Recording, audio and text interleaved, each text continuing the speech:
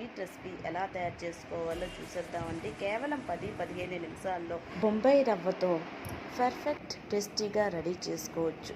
ఇంకెందుకండి ఆలస్యం, మన బొంబాయి రవ్వతో ఈ స్వీట్ రెసిపీ ఎలా తయారు చేసుకోవాలో చూసేద్దామా. ఇప్పుడు స్టవ్ పైన ఫ్యాన్ పెట్టి 4-5 టేబుల్ స్పూన్ వరకు నెయ్యి వేసుకొని బాగా వేడి చేసుకోండి. ఇది బాగా వేడైన తర్వాత 1 కప్పు బొంబాయి రవ్వ వేసుకోండి.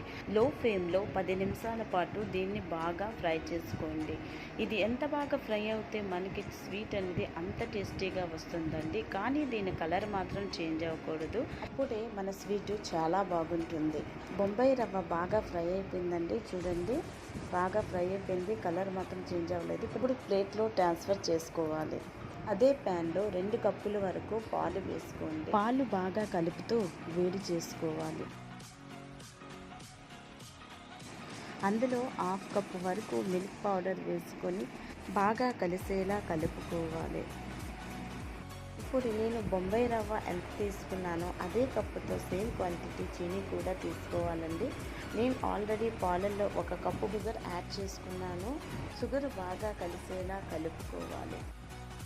ఇప్పుడు చీనీ బాగా కరిగిన తర్వాత అందులో మనం ఫ్రై చేసుకున్న సుజీని యాడ్ చేసుకోవాలి. పాలు బాగా కలిసేలా బొంబాయి రవ్వను కలుపుకోవాలి. బాగా థిక్నెస్ వచ్చిన తర్వాత చీనీ ఇలాచి మిక్స్ చేసుకున్న పౌడర్ని 1.5 టేబుల్ స్పూన్ వరకు వేసుకొని బాగా కలిసేలా కలుపుకోవాలి.